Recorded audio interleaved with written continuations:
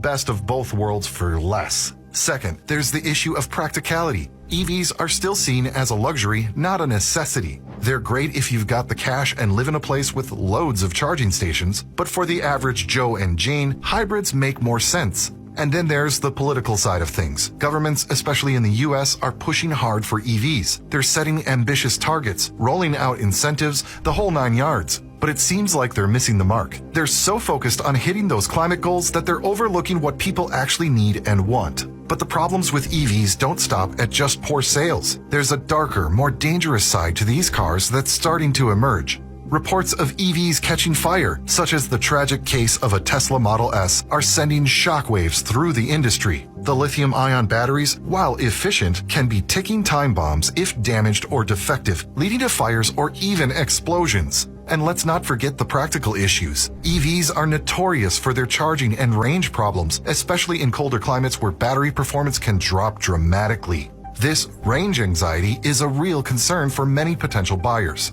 Let me tell you for a moment about the reliability crisis that's going on in the EV market. Picture this, you've just spent big bucks for a brand new EV, expecting a smooth, futuristic ride. But instead, what you get is a string of headaches. EVs, hailed as the vehicles of the future, are facing an alarming rate of reliability issues. Reports and studies are showing that EVs have a whopping 80% more repair problems compared to their gas or hybrid counterparts. Imagine the frustration of dealing with battery problems, charging issues, and even rattling noises from body panels and the interior parts after paying $100K for a vehicle. The heart of every EV is its battery, and this heart is prone to some serious ailments. From overheating to outright failures, battery issues are the leading cause of reliability problems in EVs. When these batteries fail, it's not just a matter of replacing a part, it often means a complete overhaul, costing over $20,000 for even the smallest repair.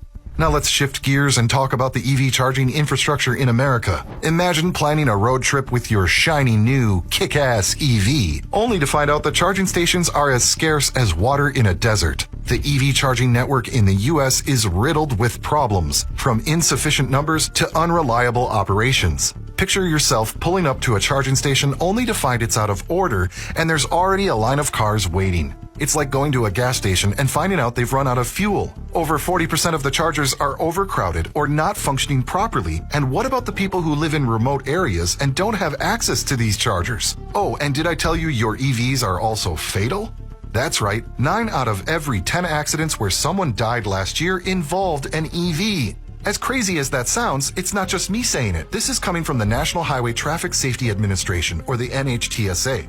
One alarming trend is the increasing number of victims who are not even inside these EV vehicles. Motorcyclists and other road users are increasingly finding themselves in harm's way in incidents involving Teslas using automated systems. Ford and GM's EV pickups are full of software issues right now, which 1 might cause your vehicle to catch fire, or 2 might disable the airbags in case of an accident, and probably the worst of all, might jam the doors of the car, not allowing you or your family to come out in case of an accident. So what does Ford do? They pull the plug on EV production. That's right, Ford CEO Jim Farley said enough is enough. They've realized that their customers still wanted ICE cars, the good old gas guzzlers. So now Ford is going all in on combustion cars. They're ramping up their production of gas-powered Broncos and Rangers, creating jobs, and getting back to what they do best. It's like they're saying, we heard you customers, and we're giving you what you want. But if these companies keep listening to the government and still make EVs despite taking huge losses, we might see a day where Ford and GM might close their doors.